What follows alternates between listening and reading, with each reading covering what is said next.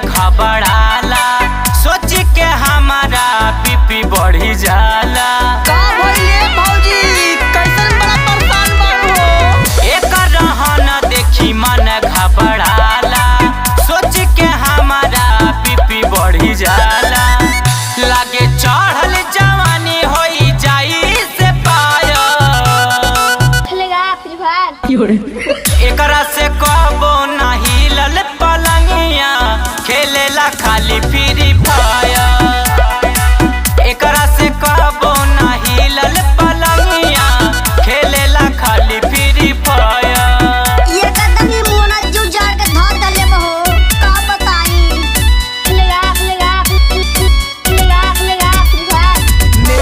रामधनी कश्यप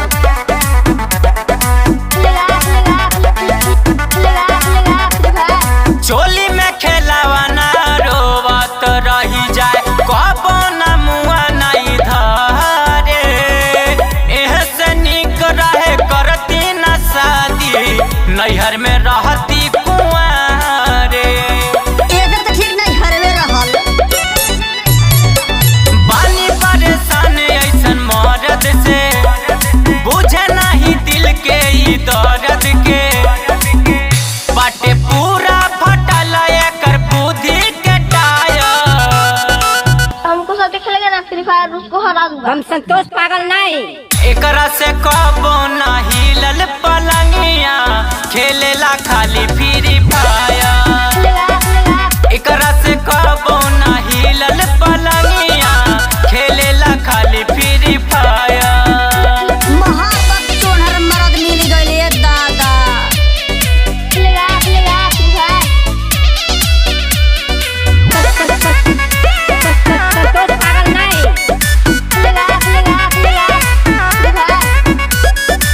मुसर खातिर कल पता ओखर जवानी उफान मारे।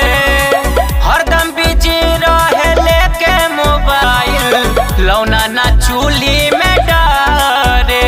अब पहिले एकरा से पूछू ना भइल। साचो कहिले छोटू ओमकार हो, खोजब हम दूसर भतर हो। कैलस न कहियो ई हमारा के हायर।